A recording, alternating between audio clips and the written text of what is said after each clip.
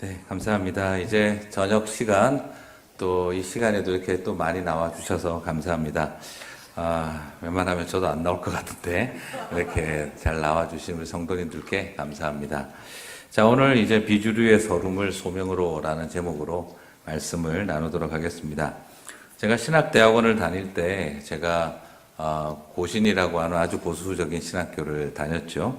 그때 이제 다니면서 역사신학회라는 것을 만들어서 이제 같이 이렇게 학회장으로 신학 공부를 서로 같이 하는 우리 학생들 간에 또 이제 학회 운동을 했었는데요. 그때 이제 러닝 커뮤니티, 이렇게 학습 커뮤니티를, 공동체를 만들고 같이 시작을 했는데, 그때 제가 첫 세미나를 했던 타이틀이 뭐였냐 그러면, 교회사의 마이너리티를 찾아서, 그게 처음 했던 신학대학원의 그 학회 타이틀이었습니다. 그래서 첫 세미나 발제를 제가 했는데, 윌리엄 오캄의 정치신학이라는 타이틀로 했어요. 제가 이런 이야기를 하는 것은 학교 다닐 때 공부 좀 열심히 했다는 걸 자랑하기 위해서니까 너무 심각하게 생각하지 마세요. 자, 그래서 윌리엄 오캄의 정치신학, 그렇게 하면서 윌리엄 오컴이라고 하는 그 한 철학자의 이 사상적인 변화가 어떻게 거대 가톨릭의 그 당시 거대했던 중세의 그 캐톨리시즘을 극복하고 새로운 그 문예부흥, 르네상스가 일어나고 또 종교개혁의 발판을 만들 수가 있었는가 하는 것에 대해서, 그래서 그것이 어떻게 마르틴 루터에게 영향을 주어서 루터가 종교개혁을 시작할 수 있게 되었던가 하는 것을 공부하고 연구하는 거였어요. 그리고 나서 그때 참 많은 학생들이 관심을 가지고 교수님들도 서로 지도교수가 되겠다 해주셔가지고 아주 열심히 공부를 많이 해서 뭐 왈도파, 후스파, 제세레파, 위클리프, 뭐 진젠도르프 백작 막 이런 사람들의 그 당시 초대교회, 우리 교회사의 그 마이너리티들을 찾아서 그 사람들이 어떻게 신학적 사상들을 발전시켜 왔는지를 공부하는 재미있는 시간들을 가졌어요. 자, 그렇게 공부를 해보다 보니까 또 하나 이제 성경의 인물들도 과연 그들이 주류였던가 비주류였던가, 그들이 정말 모조리티였나 아니면 마이너리티였나 하는 생각이 이렇게 마음에서 생기더라고요. 여러분 생각해 보실 때 예수님이 머조리티였을까요? 마이너리티였을까요? 예수님은 머조리티는 아니었어요. 오히려 그 메이저 그룹들에게 오히려 십자가에서 죽게 되셨죠. 예수님의 제자들은 어떻습니까? 그 시대에 메이저들이었습니까? 마이너들이었습니까? 예수님의 제자들도 마이너들이었죠. 베드로가 어디 출신입니까? 갈릴리, 그죠? 출신이죠. 그죠? 제가 봐도 갈릴리 조합 그 어촌 계장 출신이 아닐까 싶은 생각이 들어요. 자, 그런데 갈릴리도 실제로 유대인들이 어떻게 여겼을까요? 귀한 곳으로 여겼습니까? 아니에요. 예수님 살던 곳도 어딥니까? 나사렛이죠. 나사렛 하면 떠오르시는 게 뭐예요? 나사렛에서 무슨 선한 것이 날 수 있겠느냐. 예수님 제자들 다 갈릴리 출신입니다. 갈릴리는 어떻게 유대인들이 불렸느냐? 저 이방의 땅 갈릴리요. 갈릴리는 이방 땅이 아니지만 유대인들은 갈릴리를 거의 뭐로 취급했습니까? 이방의 땅으로 여길 정도였어요. 다시 말씀드리면 예수님의 제자들은 소위 유대인들의 관점에서 볼 때는 이방인 수준으로 여겨지는 지역 출신들이었다라는 것도 발견할 수가 있어요. 다시 말씀드리면 유대 사회의 머조리티가 아니라 마이너리티들이었다라는 걸 볼 수가 있습니다. 또 실제로 들어가서 구약의 역사들을 살펴봐도 굉장히 많은 선지자들은 머조리티가 아닌 마이너리티의 역할을 감당해야 했던 사람들이었어요. 우리가 잘 알고 있는 오늘 이야기의 주인공인 예레미야도 철저하게 비주류였습니다. 우리가 볼 때는 성경에서 이름이 올라가 있고 선지자의 이름이니까 그 시대에 한 획을 그었던 사람 아닐까 하는 생각이 들지만, 사실은 예레미야는 그 시대 때 완전히 언저리 비주류로 지급망하고 있던 사람이었어요. 그래서 오늘 저는 성경에 이거는 역사에서 제가 학회 공부를 하면서도 교회사를 이끌어왔던 사람들, 세계 선교를 이끌어왔던 사람들은 교회의 변방이었던 진젠도르프 백작 같은 사람들을 기초로 위클리프와 같이 파문당했던 사람들을 중심으로 그들이 성경을 번역하고, 그리고 그런 분들이 교회사에서 중심으로 여겨지지 않았던 분들이 세계 선교 이야기를 했더니 Hey, young man, sit down 이렇게 하는 말을 노회에서 들었던 윌리엄 캐리 같은 사람, 그 노예와 목회자들의 그룹에서는 완전 비주류 취급을 당했던 윌리엄 캐리. 그래서 윌리엄 캐리 선교사님도 그랬죠.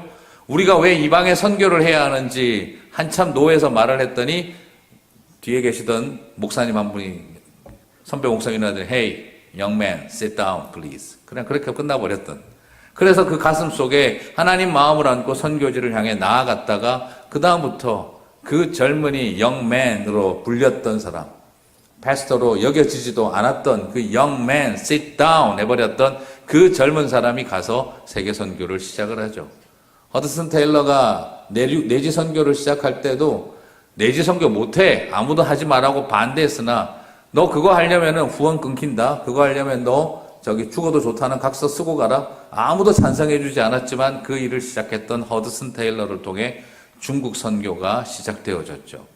이런 것과 마찬가지로 성경의 많은 교회사의 역사들이 이런 마이너리티들을 통해서, 소수자들을 통해서 하나님께서 놀라운 일들을 시작하셨던 것을 기억을 합니다. 예레미야도 마찬가지였어요.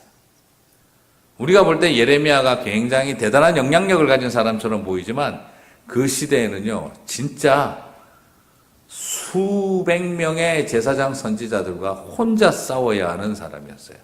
철저하게 고독하고 외로운 사람. 그 시대의 주류 기독교인들에게 도무지 사람처럼 여겨지지 않았던 사람이 바로 예레미야였다는 것을 발견할 수가 있어요. 자, 그러면 예레미야가 등장하던 시대 속으로도 한번 들어가 볼까요? 왜 하나님은 예레미야를 부르셨고 그리고 비주류 선지자가 되었는지를 한번 살펴보도록 하겠는데요. 자, 여러분, 북이스라엘이 아수르 제국에게 망해버렸습니다.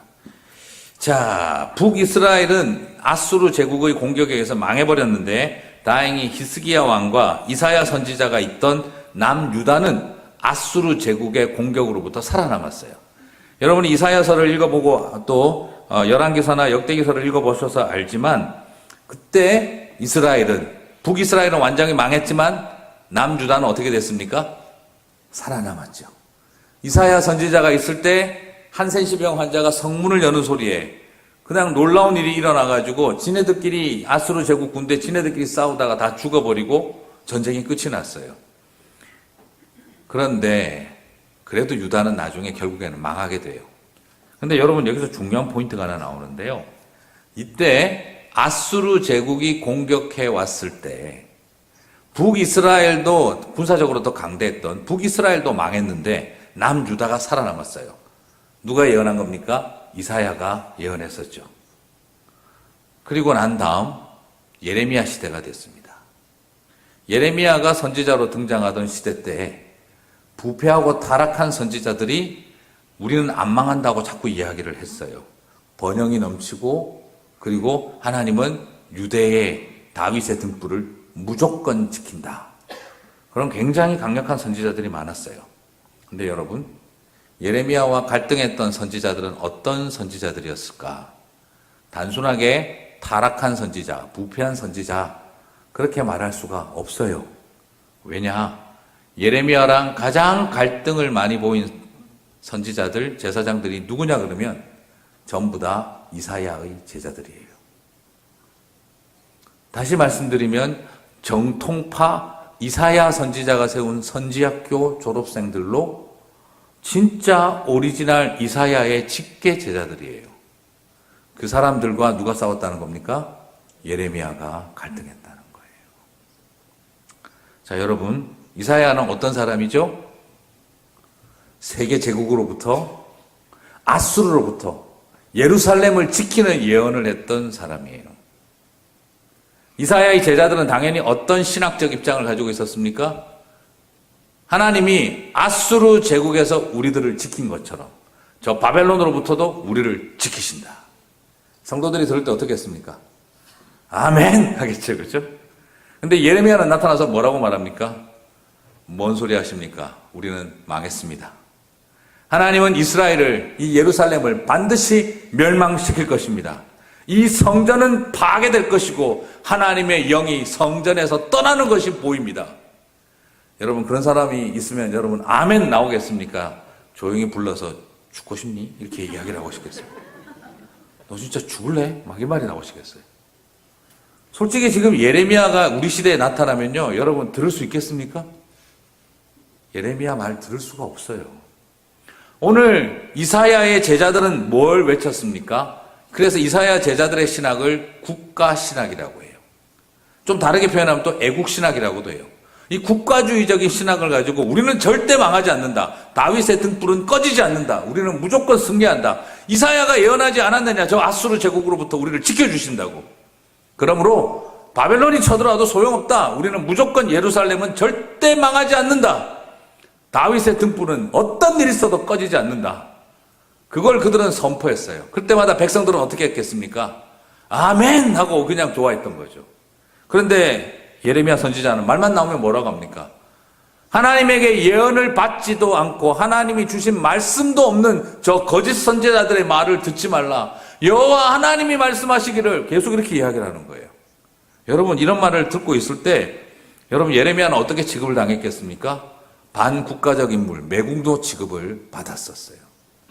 참으로 어려운 이야기입니다. 여러분 누구랑 싸운 겁니까? 이사야의 제자들하고 지금 싸우고 있는 거예요. 예레미야가 싸우는 것은 지금 그저 돈 좋아하고 부패하고 타락한 선지자로 단순하게 말할 수가 없어요.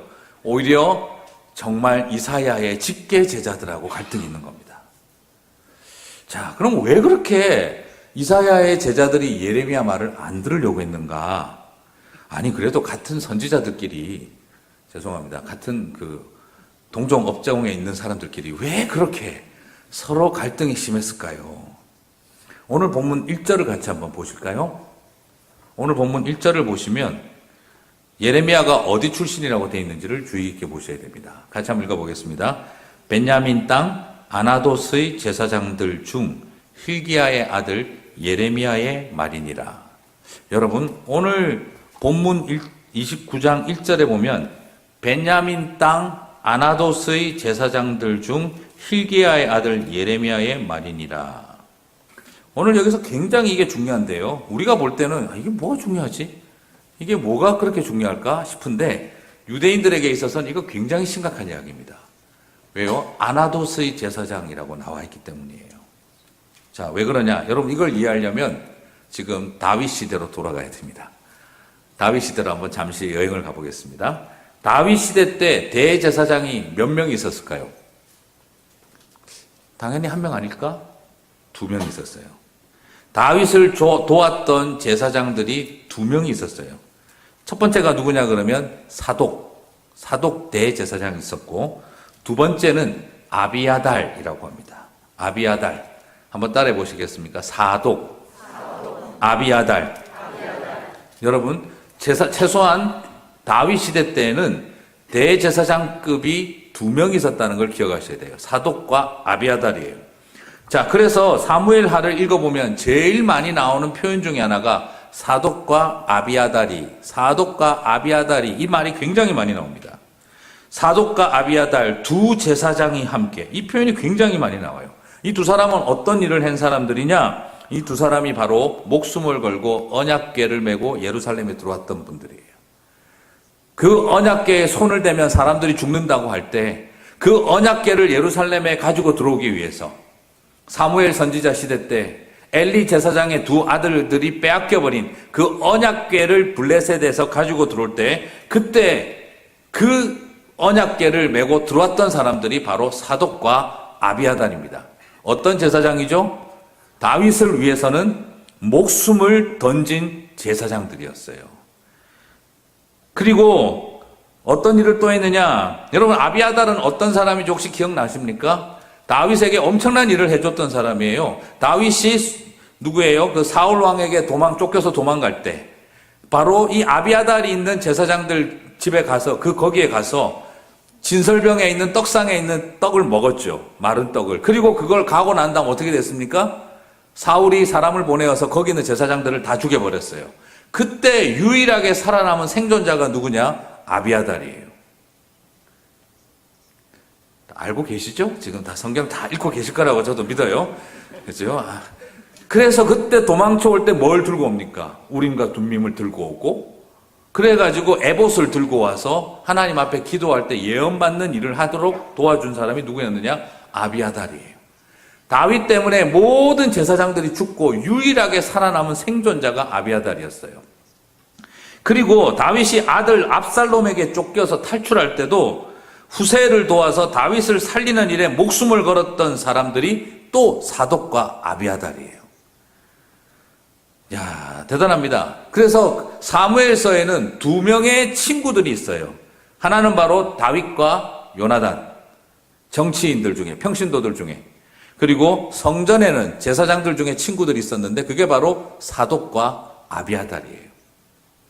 그런데 이 두 제사장이 평생을 다윗을 위해서 함께 살았고 압살롬으로부터 다윗을 보호하는 일에, 후세를 도와서 바로 이들을 돕는 일에 목숨 걸었던 사람들, 그렇게 동력했던 사독과 아비아달이 나중에 다윗이 죽고 난 다음 두 갈래 길을 가게 되어져요. 왜 그렇게 됩니까? 다윗이 죽고 난 다음에 다음으로 왕을 누구를 세우느냐 하는 문제로 이스라엘의 궁궐 안에 갈등이 생겼습니다. 그때 어떻게 됩니까? 요압 장군이 누구를 왕으로 세우려고 하죠? 아도니아를 왕으로 세우려고 하게 되어져요. 요압 장군이 아도니아를 왕으로 세우려고 할 때 그 아도니아를 왕으로 세우는 일을 지지했던 사람이 아비아달 제사장이에요. 그런데 다윗이 죽고 난 다음에 다윗은 누구를 왕으로 세우기를 원했습니까? 바세바에게서 태어난 솔로몬을 왕으로 세우려고 했고, 이 일을 누가 도와줍니까? 나단 선지자가 주도가 되어져요. 우리는 성경을 볼 때 주로 많이 기억하는 게 요압 장군이 아도니아를 왕으로 세우려고 했고, 나단 선지자가, 우리가 알고 있는 네이튼, 그죠? 나단 선지자가 솔로몬을 왕으로 세우려고 했다는 걸 알고 있는데 제사장 둘이 갈라졌다는 걸 잘 기억을 못해요. 아비아달 선지자는 아비아달 제사장은 요압 장군을 도와 아도니아를 왕으로 세워야겠다고 생각을 했고, 그리고 사독 제사장은 나단을 도와서 솔로몬을 왕으로 세워야 한다라고 생각을 했던 거예요. 자, 여러분이 아시다시피 궁궐에서 왕이 누가 되느냐를 결정하고 나면 한쪽은 어떻게 되죠? 영보가 되는 거죠. 그러면 다 죽임을 당합니다. 그리고 이 정쟁의 결과, 이 왕자들의 누구를 왕이 되게 할 것이냐는 이 갈등의 결과 어떻게 됐습니까? 솔로몬이 왕이 되죠. 그래서 나단 선지자가 킹메이커로서의 역할을 하게 되어지고, 그리고 이 일에 사독 제사장이 도왔기 때문에 사독이 대제사장이 됩니다. 그리고 아도니아도 죽임을 당하고, 그 다음 또 누가 죽습니까? 요압 장군이 죽어요. 그런데 아비아달은 어떻게 됐을까요? 같은 성경을 읽고 있는데, 그죠? 저런 이야기가 있었나? 지금 갑자기 순간 되게 당황해 하시는 표정들이 있으세요. 자, 여러분, 저는 이렇게 성경을 이렇게 구석구석을 보는 일을 즐거워해요. 그래서 저희 교회 교인들이 그렇게 이야기 하시더라고요. 목사님은, 우리는 성경을 이렇게 보는데, 목사님은 성경을 이렇게 보는 것 같다고. 저희 교인들도 그러세요. 성경을 이렇게 보시는 것 같다고. 저한테 그 이야기를 하시는데, 어떤 분 오더니 그 아비아달, 그것도 자기 처음 봤다고 이야기. 보긴 봤는데, 그 이야기가 그 이야기였구나 하는 걸 아셨다고 하는 분도 계시더라고요. 요압 장군도 죽였어요. 그런데 솔로몬 쪽에서 아비아달 제사장을 살려줘요. 자, 열왕기상 2장 26절을 보면 왕이 제사장 아비아달에게 이르되 내 고향 아나돗으로 가라. 너는 마땅히 죽을 자이로되 네가 내 아버지 다윗 앞에서 주 여호와의 궤를 메었고 또 내 아버지가 모든 환난을 받을 때에 너도 환난을 받았은즉 내가 오늘 너를 죽이지 아니하노라. 여기에서 한 아비아달을 솔로몬이 살려줍니다. 이유가 뭡니까? 언약궤를 목숨 걸고 메었던 사람이고, 우리 아버지가 압살롬에게 그 꼴을 당할 때 같이 죽음을 각오하고 우리 아버지를 도왔던 사람이니, 또 너에게 아버지로 인하여 모든 가족이 몰살당하는 그 아픔 속에서도 우리 아버지를 찾아와서 대제사장이 되어줬으니 내가 너를 살려준다. 대신에 귀향을 보내죠. 네 고향 아나돗으로 돌아가라. 여러분, 솔로몬이 사독을 대제사장으로 세우고 아비아달은 살려주는 대신 고향으로 귀향시켜버립니다. 소위 말해서 귀향을 보내버린 거죠. 그래서 너는 아나돗에서 꼼짝하지 말고 그냥 니네 옛날 고향에서 살아라. 앞으로 나오지 말고 그리고 역할하지 마라. 쫓아보내버린 거죠. 그 뒤로 사독 제사장의 후예들은, 사독의 계열들이 예루살렘에서 대제사장의 직분을 차지하게 되어집니다. 그 이후로부터 솔로몬이 성전을 세울 때 사독이 대제사장으로 처음 들어가서 바로 예전부터 내려왔던, 모세 때부터 내려왔던 그 제사장들의 계보 역할에서 사독의 계열이 예루살렘 전체를 완전히 장악하게 되어져요. 그러나 아비아달의 계열들은, 아비아달의 후예들은 어떻게 될까요? 이제 아나돗이라고 하는 지방 촌도시에 내려가서 그들은 거기에서 선지 활동을 하면서 선지자의 역할들을 하고 예루살렘 성전이 부패할 때마다 회개하고 돌이키는 예언을 선포하는 사람들이 되어지게 됩니다. 예루살렘은 사독의 후예들이 제사장을 형성한 주류를 만들고 있었고 아나돗에는 비주류 제사장들을 중심으로 양성되어져서 그곳에서 그들은 하나님이 주시는 예언을 따라 시대를 향하여 회개하고 돌이키게 하는 선지 활동을 많이 하게 되었던 것을 살펴볼 수가 있습니다. 그러면 이제 예레미야 1장 1절을 보시면 다시 이해가 가시겠죠? 베냐민의 땅 아나돗의 제사장들 중 hil기야의 아들 예레미야의 말이니라. 자, 예레미야가 어디 출신입니까?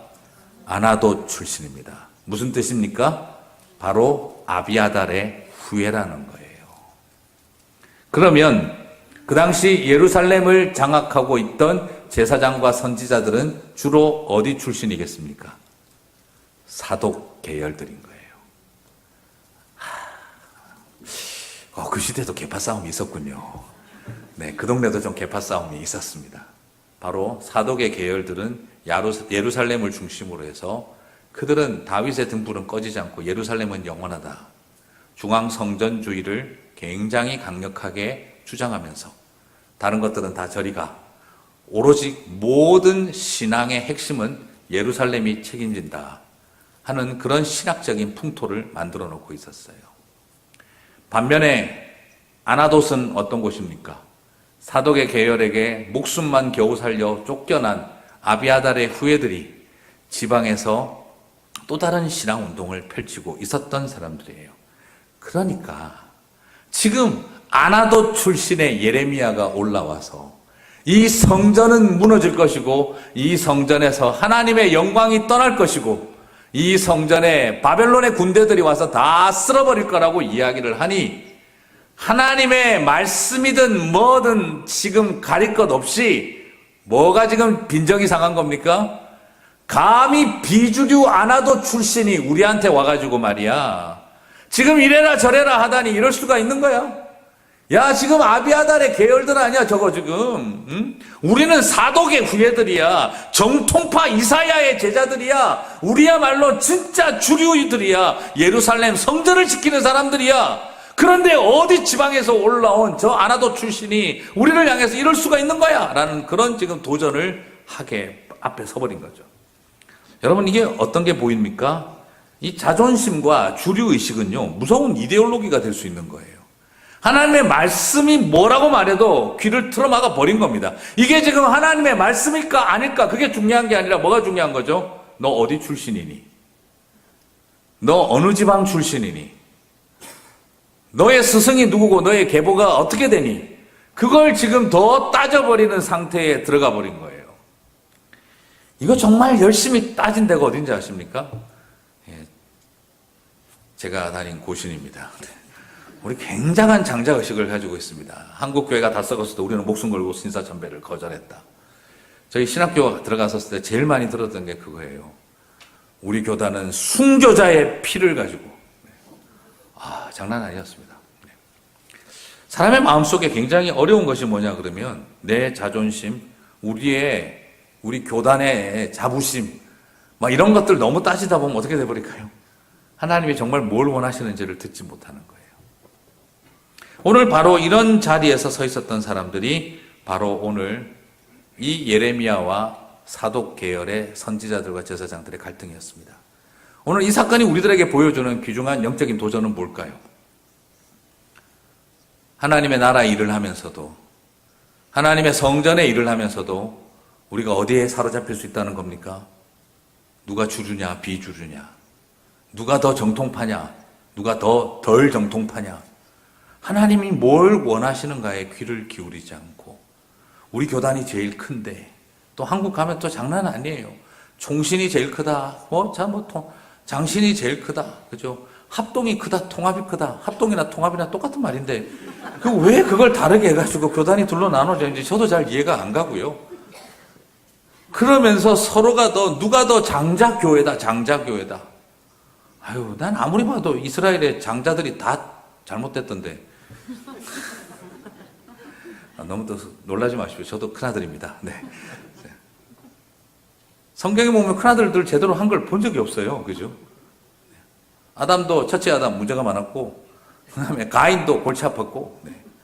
하여튼 에서도 골 때렸고, 이스마엘도 골 때렸고, 그죠? 첫째들은 다 실패했어요, 보면은. 네. 왜 그렇게 해놓았을까요? 유대인들은 그러나 여전히 강조하고 있는 게 뭡니까? 우리가 선택받은 백성들. 그러니까 바울은 뭐라고 말합니까? 하나님이 이스라엘이라고 다 쓰더냐? 그런데 지금 우리는 또 뭐 하고 있죠? 장자교단. 끊임없이 어디를 가서 가장 큰 교회, 우리는 누가 더 한국에서 더 큰 장자교단인가? 우리는 우리야말로 진짜 정통파다.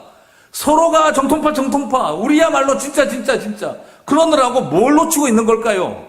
하나님이 뭘 원하시는가에 귀를 기울이지 못해버리는 우리들의 모습들이 존재하고 있는 것은 아닐까. 그런데 솔직히 말씀드려서 여러분 어떻습니까? 여러분도, 우리도 목사님들한테나 우리 성도들에게도 물어보고 싶어요.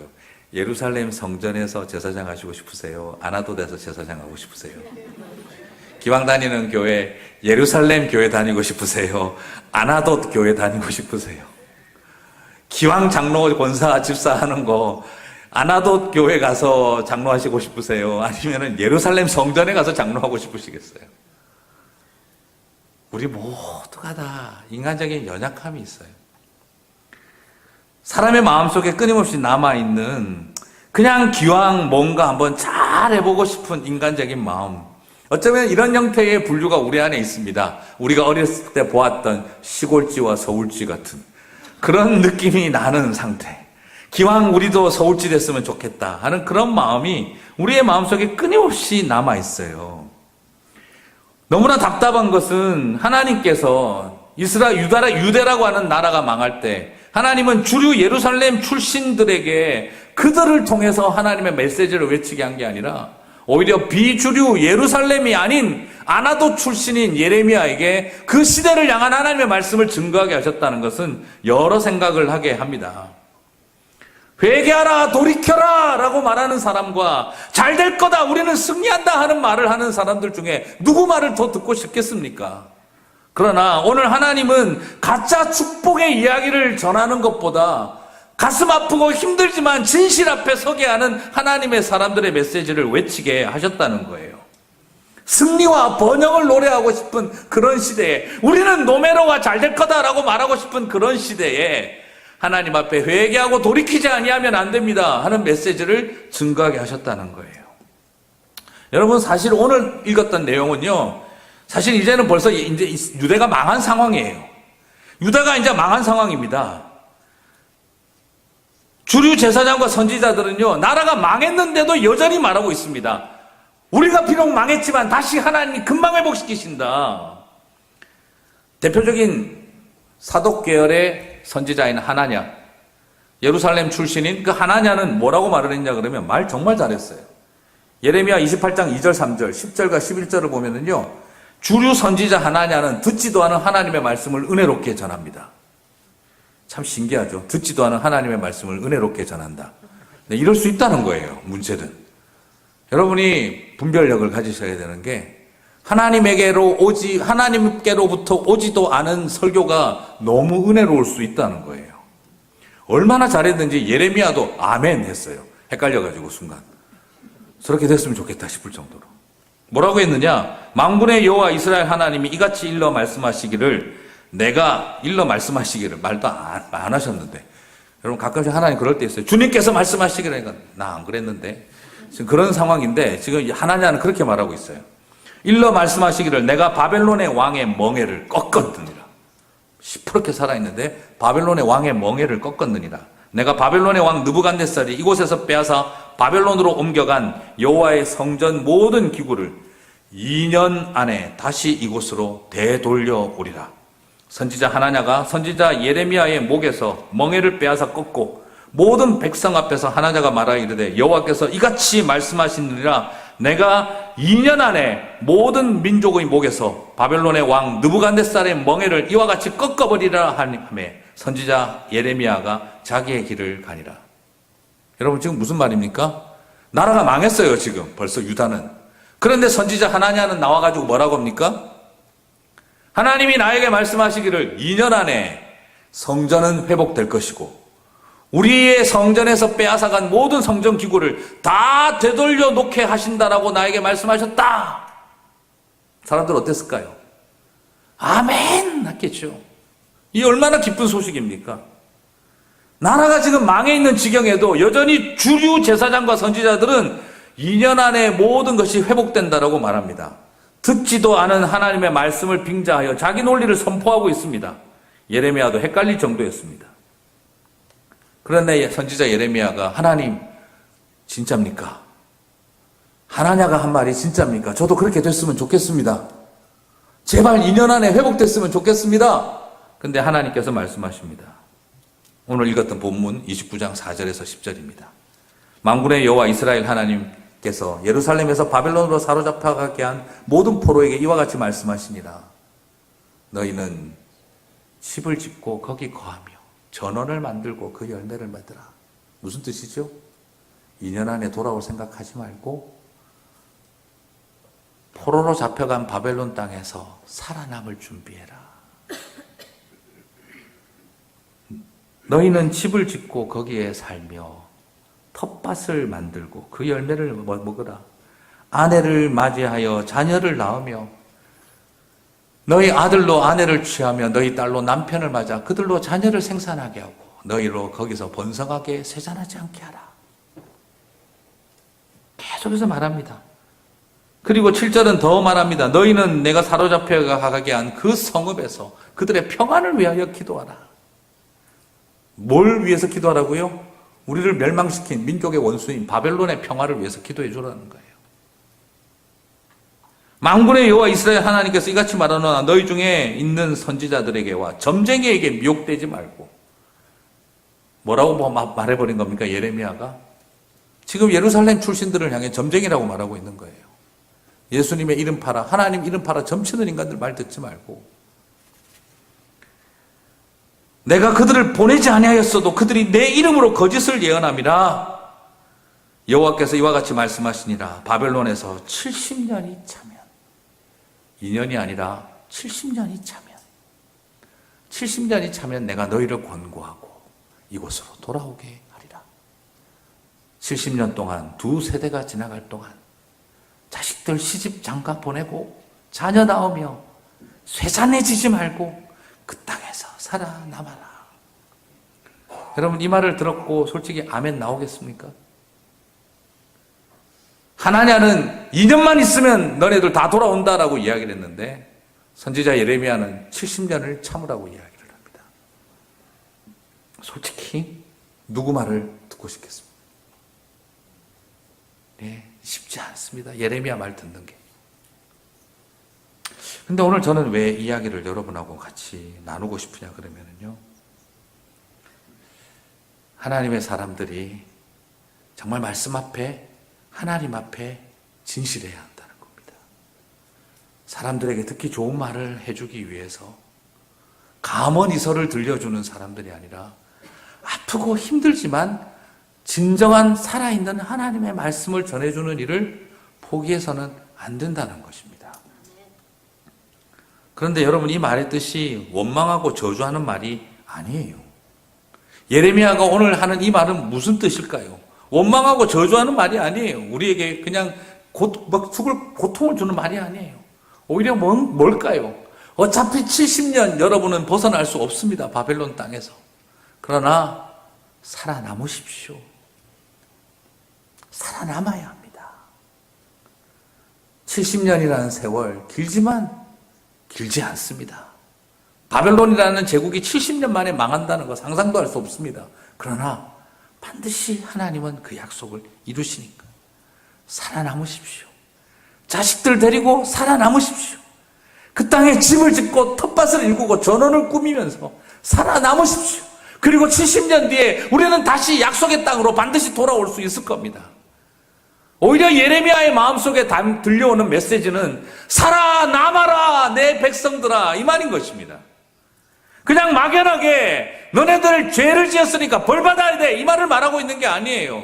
그 엄악한 세상 속에 여러분 단지 2년 뒤에 돌아올 거라고 하는 거짓된 희망에 또 절망하지 말고 거짓된 희망을 가지고 기대하다가 더 큰 절망에 빠지지 말고 앞으로 70년은 죽었다 생각을 하십시오. 그러나 살아남으십시오. 시집가고 장가 보내고 자식 놓고 농사 지으면서 남의 땅에 포로로 잡혀갔지만 그 땅에서 살아남으십시오. 그리고 살아남아서 하나님의 약속이 이루어지는 것을 보십시오.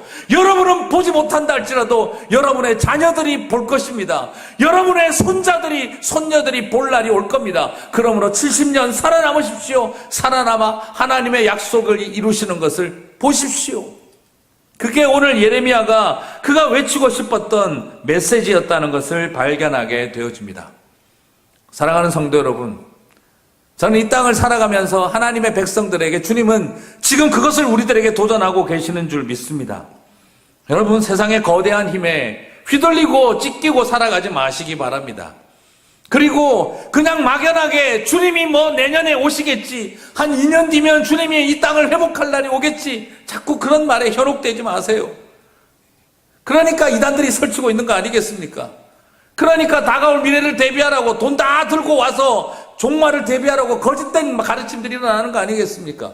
그냥 열심히 모아서 과천에 가가지고 그냥 나 14만 4천 명 되면 얼마나 좋겠습니까? 그런 거짓된 소리들에게 휘둘리지 마십시오. 저는 젊은 애들 많이 봅니다. 왜 그런 신천지 같은 데 가서 저러고 있을까? 불확실한 미래 속에 오늘날 아무것도 보이지 않고 대학 등록금은 무지장 비싸고 졸업하고 나가봐야 짭잡기도 어렵고 아르바이트 알바 전전긍긍하다가 내가 뭐라고 살아가나 아무것도 보이지 않는 애들이 뭔가 확실한 미래 곧 14만 4천 명만 세우면 그런 날이 온다는 말에 그들의 인생을 다 던져버리는 모습을 보면 속이 답답합니다. 바로 그게 뭡니까? 하나냐와 같은 사람들 2년 뒤면 다 된다. 그러나 우리가 말해줘야 되는 건 뭡니까? 70년이 걸리더라도 죽었다 생각하고 포로로 잡혀간 땅에서 아무리 힘들어도 시집가고 장가가고 결혼하고 땅 일구고 집 지으며 살아보자. 끝까지 참고 살아보자. 네가 못 보면 네 새끼가 볼 거고 네 새끼가 못 보면 네 손주가 볼 날이 올 거다. 그날 믿음으로 바라보고 70년 견뎌보자. 살아보자. 그리고 저 거대 제국 바벨론이 망하고 하나님의 약속의 날들이 회복될 날이 올 거다. 실제로 세계 7대 불가사의 중에 하나인 바벨론 제국이 무너지고 그리고 스룹바벨과 느헤미야를 통해 성전이 재건되었습니다.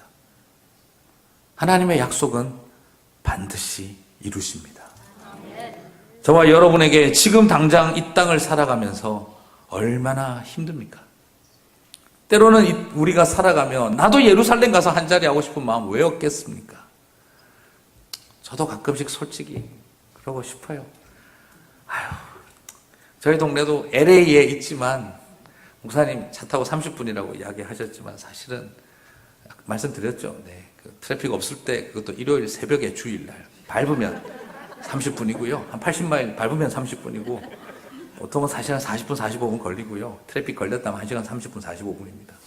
그리고 우리 교회에서 10분 더 가면 말똥 냄새가 확 나기 시작합니다. 네, 소똥 냄새가 확 나기 시작하는 곳이에요. 저도 거기 있으니까 정말 답답하더라고요. 네. 한인들은 주변에 없어요. 다 떠났어요. 네. 지금 저희 교회 주변에 있는 교회들이 전부 다 지금 교회 땅 팔고 다 지금 옮겨요.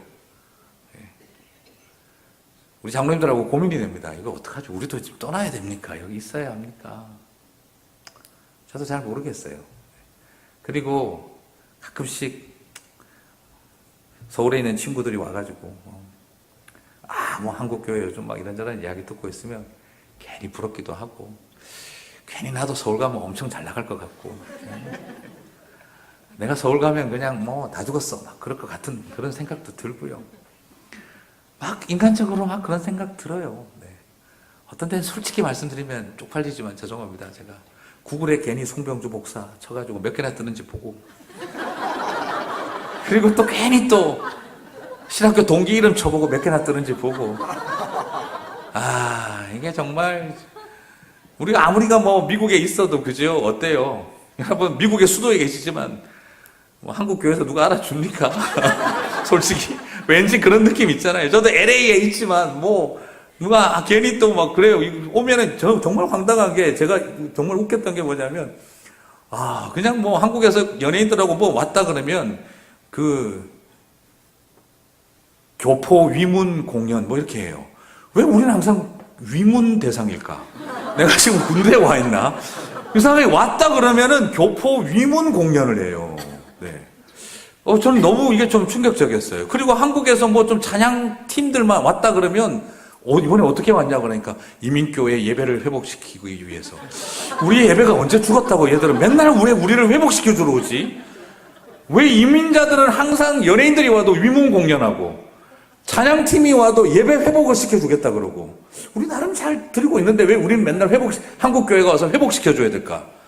상당히 당황스러웠고요. 그리고 한국에서 목사님들이 오시면 이민교회 목사님들 밥 사준대요. 우리 동네 왔으면 우리가 밥 사야 되는데 왜 맨날 한국에서 오면 이상하게 돈을 또 많이 가지고 오시긴 해요. 사실 제가 봐도. 그래서 기죽어요. 괜히 가서. 그래서 맨날 왜 밥을 얻어 먹어야 될까? 그래서 저도 앉아서 목사님들하고 앉아서 이야기했어요. 왜 한국에서 오신 목사님들이 왜 맨날 우리 밥 사는 걸 당연하다고 생각할까요? 제가. 뭐 아무래도 뭐 한국 교회가 뭐 경제적으로 더 돈이 많고 왜 우리가 그런 생각을 하고 있을까요? 왜 연예인들이 와서 공연만 했다면 위문 공연이고 왜 찬양팀들이 와서 투어만 한다 그러면 이민교회 예배의 회복과 맨날 왜 그런 소리를 들어야 됩니까? 어느 틈에 우리 안에 남아있는 이런 멘탈리티를 어떻게 이해를 해야 될까요? 저는 제 마음속에서 그런 생각이 들었어요.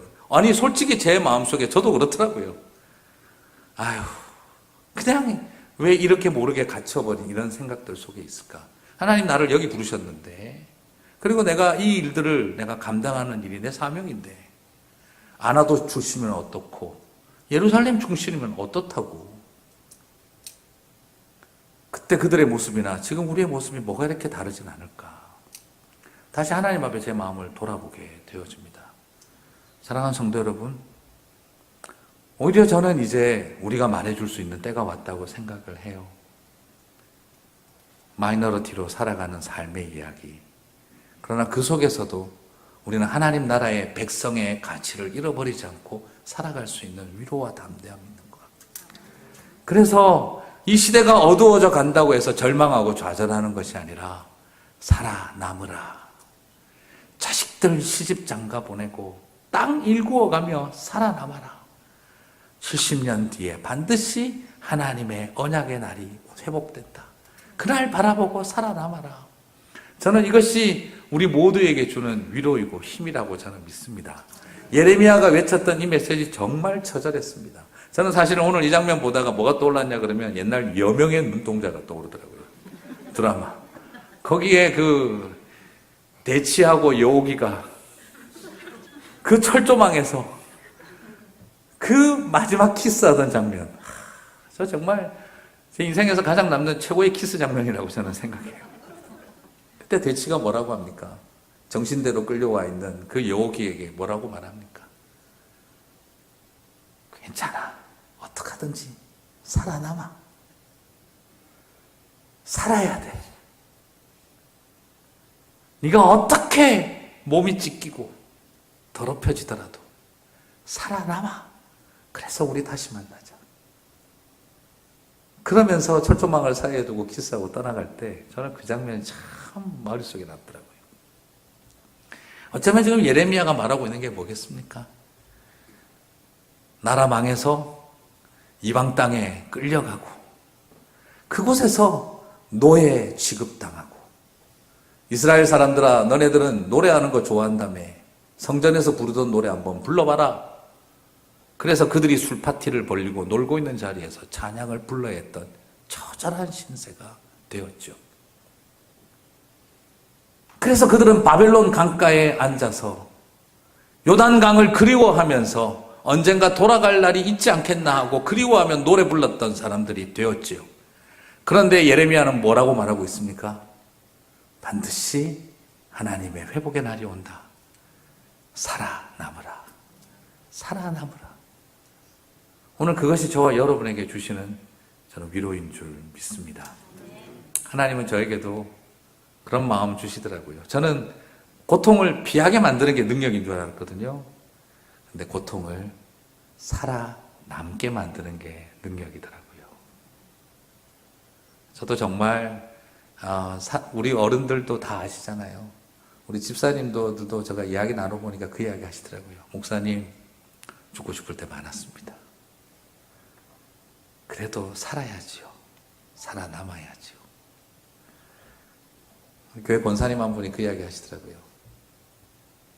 23살에 과부가 됐습니다. 남편 남기고 간 돈 사기당해서 다 뺏겼습니다. 아들, 딸 둘 데리고 미국 왔습니다. 목사님. 몇 번이고 죄송해요. 그때 약 틀어먹고 죽고 싶었어요. 그런데 자식들, 잠들어 있는 아들과 딸 얼굴 쳐다보니까 못 죽겠더라고요.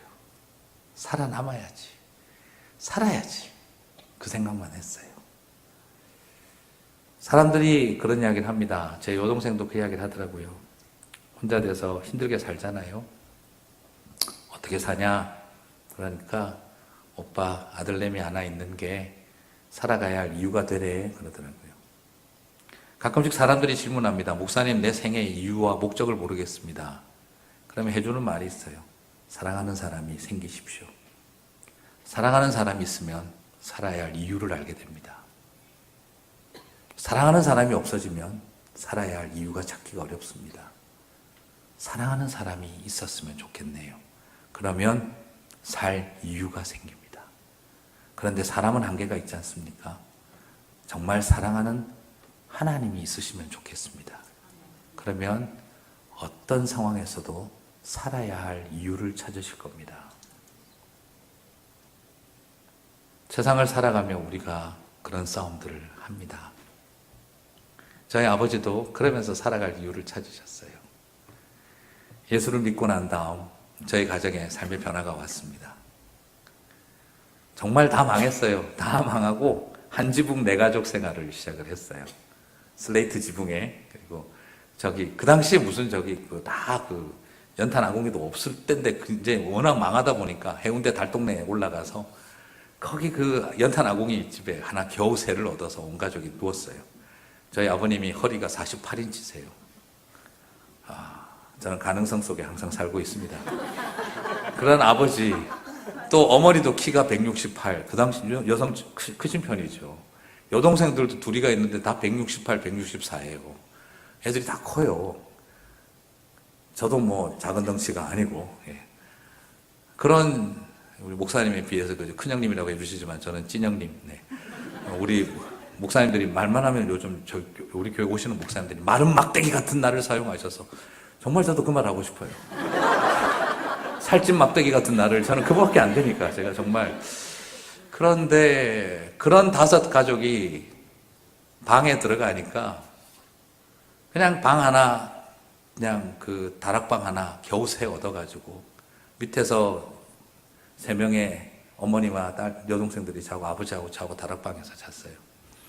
연탄이 가스가 새도 어떻게 할 수가 없어서 겨울에는 그냥 연탄을 넣지도 못하고 자던 그런 집이었어요. 그러면서 예수를 믿었어요. 정말 방황하시던 저희 아버지 정말 방황 많이 하셨어요. 그렇게 술을 드시고 오시면 그냥 저에 와서 그냥 뺨을 그냥 당신의 분노를 폭발시켜야 되니까 무시한다고, 아버지 왔는데 잔다고 깨워서 온 집안 뒤집어 놓으시고, 그럴 때마다 제가 무지 많이 맞았어요. 그래서 제가 안경도 몇 번 날라갔고, 그래서 제가 마음으로 가출을 3번을 했어요. 나 오늘 집 나간다. 그래가지고 나가서 해운대 바닷가에 앉아가지고 물 비슷한 거 하나 놔두고 마시면서 오늘 집 나왔다. 그 생각을 하다가 가만히 생각해 보니 집안에 맞을 사람 나밖에 없지. 누가 맞겠나. 우리 아버지 원래 이런 분 아니었는데. 그러면서 또 들어가서 관계 회복하고. 아버지가 그러시더라고요. 미안하다. 결정적인 순간에 필름이 끊겼다고. 아니에요. 필름 멀쩡하셨어요. 여동생들이 있는데 주먹이 나한테만 날라왔어요. 그건 멀쩡한 정신으로 때리셨다는 거죠. 차마 여자는 못 때리고. 그러던 저희 아버지가 정말 그때 방황하셔서 나중에는 막 밤새도록 술 드시고 어떤 때는 새벽 기도회를 가시는 거예요. 그냥 주님을 뱃속에 드셨으면 좀 그냥 교회 집으로 오시지. 또 굳이 또 주님 만나겠다고 또 새벽 기도회를 또 가셔서 뒤에서 주여 하다가 또 엎어져서 주무시다가 또 다 토하고. 그러면 또 새벽 기도 오셨던 분이 저 집을 두드려요. 병추야 아버지 모시고 가라. 그래가지고 또 내려가 보면은 그냥 교회 바닥에 토해놓은 거 그거 다 닦고. 그래가지고 아버지 모시고 올라가고 그랬어요. 그때 제가 참 감사했던 거는 그런 일 생기면 보통 교회가 술 먹고 오는데야 막 이럴 사람들 꼭 있을 거 아니에요. 그죠? 그런데 저희 교회 권사님 중에 한 분이 참 고마웠어요. 옆에 와가지고 저희 아버지 등짝을 때리면서 눈물을 흘리시는 거예요. 야, 이 미친놈아, 술 좀 그만 먹어라. 그만 먹어라. 그러다가는 너 몸 상한다. 몸 상해. 살아야지. 살아야지, 이놈아. 언제까지 술만 먹고 있을래. 그래서 고맙다. 교회 와가지고 엎어져서 토하고 있으니. 살아야지. 살아야지. 왜 자꾸 술 퍼먹고 이러고 사니. 자식들 보는데. 그때 그 권사님이 등짝을 그렇게 때리시더라고요. 저는 너무너무 고마웠어요. 누가 봐도 그럴 수 있는 거 아닙니까? 어디 술 퍼먹고 교회 오냐고 막 그렇게 그냥 혼내도 될 그럴 일인데 우리 권사님 옆에 와서 다 닦아주시면서 등짝 때리면서 이놈아 살아야지 살아야지 자식들 봐라 네가 죽으면 어떡하려고 이렇게 술을 퍼먹고 다니냐 그래도 교회 와서 고맙다 엎어져서 있으니 이러면서 이 썩을 놈아 이러면서 막 때리시는 거예요. 저는 그때 그 말이 저한테는 너무너무 고마웠어요. 어린 제 마음에. 그 은혜로 저희 아버지가 하나님을 만나게 된 거예요. 그리고 나서 드디어 가정교회 예배를 드리는데 참 지금도 생각나요. 어디서 아버님이 돈을 좀 보셨는지 돈을 가지고 오셨어요. 그리고 가정 예배를 드리는데 그 전에 그냥 오늘부터 이제 우리 교회에서 신앙생활 똑바로 한다. 아버지도 술 끊을게. 그리고 나서 저희들하고 오늘 좋다. 돈 좀 벌어왔으니 맛있는 거 기념으로 먹으러 가자. 그래서 나갔어요. 해운대 암소갈비집에 갔어요. 딱 갔는데 우리 가족이 5명인데 5인분을 시키시더라고요. 5인분을 어디다 먹겠습니까? 근데 5인분을 시켜놓고 먹는데 저도 너무 좋아가지고 이게 얼마만이냐 그냥 먹고 있는데 아버님이 보니까 뼈에 붙어있는 것만 이렇게 드시더라고요. 아버지 고기 좀 드세요. 저희 아버지가 보더니 어허이 고기 먹을 줄 아는 사람들은 뼈에 붙은 살을 좋아하지. 그래서 드시더라고요. 제가 마음이 짠하더라고요. 그래서 저도 그걸 먹기 시작을 했어요. 그래서 저희 아버님이 병주야 고기 좀 먹어. 에이 아버지는 혼자서 맛있는 거 먹으려고 그러세요. 나도 고기 먹을 줄 알아요. 저희 아버님이 저를 가만히 쳐다보시더니 눈물이 그렁그렁 하시더라고요. 우리 아들이 고기 먹을 줄 아네. 그리고 그날 들어와가지고 가정예배를 드렸어요. 가정예배를 드리는데 그때 저희 아버님이 찬송하자고 같이 찬송을 불렀는데 그 찬양이 지금도 제 머릿속에서 안 떠나요. 그때 우리 온 가족이 다 울었어요. 내 영혼이 은총 입어 중한 죄짐 벗고 보니 슬픔 많은 이 세상도 천국으로 와도다. 할렐루야 찬양하세. 내 모든 죄 사함 받고 주 예수와 동행하니 그 어디나 하늘나라. 진짜 이 찬양이 가슴으로 들어오더라고요. 내 영혼이 은총 입어 중한 죄짐 벗고 보니 슬픔 많은 이 세상도 천국으로 화하도다. 할렐루야 찬양하세. 내 모든 죄 사함 받고 주 예수와 동행하니 그 어디나 하늘나라. 그 학고방에 하나님 나라가 임하시더라고요. 사랑하는 성도 여러분,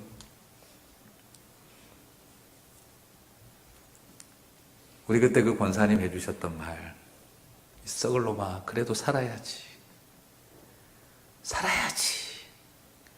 어쩌면 오늘 비주류 선지자 예레미야가 해줄 수 있었던 말이에요. 훌륭한 목사님이 해주신 말도 아니었고 위대한 선지자가 해주신 말도 아니었어요. 그러나 저에게 그것은 하나님의 말씀이었습니다. 그것이 저희 아버지를 살리셨어요. 청년사역 하면서도 가끔 그런 전화를 받습니다. 목사님 죽고 싶어요. 이런 꼴로 어떻게 살아요? 그럴 때마다 저는 말해줍니다. 포기하지 말고 살아라. 어떻게든지 살아라. 무슨 꼴이든지 살아라. 반드시 그날이 온다. 새날이 온다. 사랑하는 성도 여러분, 비주류 선지자로 부름받은 예레미야의 사명, 그 사명이 저와 여러분에게 위로가 되시기를 바랍니다. 그리고 까짓 거 어떻습니까? 아나도 출신이면 어떻습니까? 사독의 후예가 아니라고 뭐 어떻습니까? 나에게 주어진 길이 그 길이라면 나는 이 길 당당히 걸어가겠다. 누가 알아주든 알아주지 않든 우리 주님 한 분 됐다 하시면 내 이름 구글에 얼마나 뜨든 말든, 내 이름 들어간 책이 베스트셀러가 되든 말든, 호랑이가 죽어서 가죽을 남기는데 호랑이 입장에서 좋겠습니까? 남의 엉덩이 밑에 깔려서 죽어서도 빵꾸 냄새, 발냄새 맡으면서 살아가는 그게 호랑이가 가죽 남긴 게 멋진 겁니까? 호랑이 입장에서? 이름 석자 남겨서 인명사전에 들어가면 뭐합니까? 누가 그걸 찾아봐 주겠습니까? 뭐 바랄 거 있다고 우리가 이 땅에서 대단한 주류 되고 싶어서 그렇게 삽니까? 우리에게 주어진 길, 이 길이 주님께서 인도하신 길이라면 그냥 감사와 기쁨으로 그 길 걸어가시는 저와 여러분 되시고, 살아라 살아남으라 하는 이 예레미야의 메시지가, 그래서 예레미야의 노래가 애가가 될 수밖에 없었던 것 기억하시면서 오늘 이 땅을 살아내어 가시는 저와 여러분 되시기를 주님의 이름으로 축복합니다.